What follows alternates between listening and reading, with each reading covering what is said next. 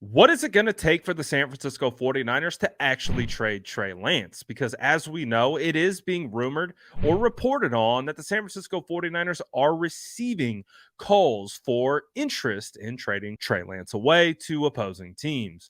First of all, we don't know who those teams are, but secondly, we have to discern and decide what that actual value would be for the San Francisco 49ers to ultimately pull the trigger on trading Trey Lance.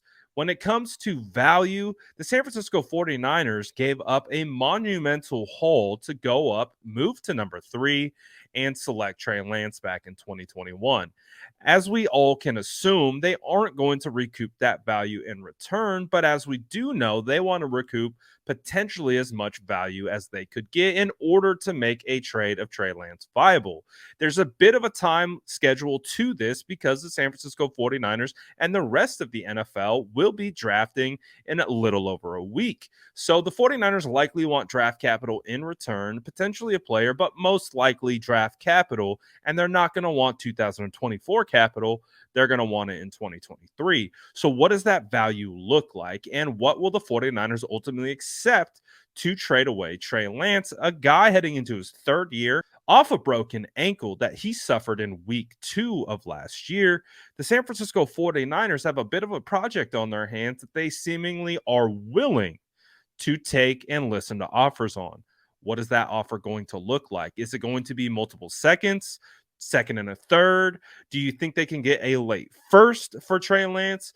Where do you see the value slotting? Because when you look at the incoming class of Bryce Young, CJ Stroud, Anthony Richardson, Will Levis, who have been considered the first round quarterbacks, also Herndon Hooker, who's kind of hanging around in that first, second round range. Where does Trey Lance stack among these quarterbacks? You can make the argument that he stacks at 2, maybe 3, or even 4 in regards to the value.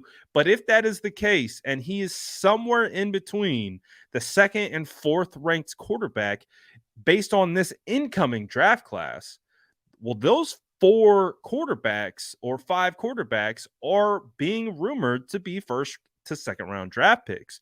So does that mean the San Francisco 49ers should or could be able to recoup something in that range?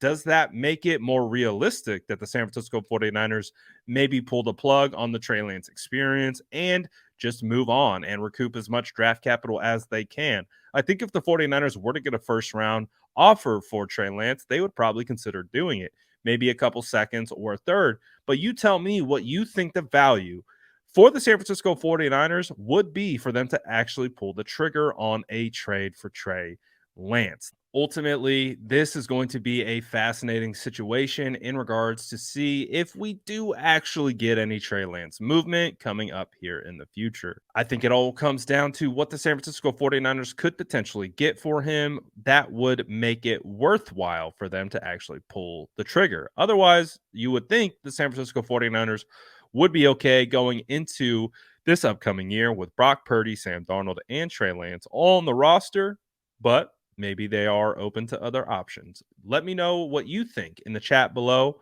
what it would take for the San Francisco 49ers to actually feel comfortable trading away Trey Lance.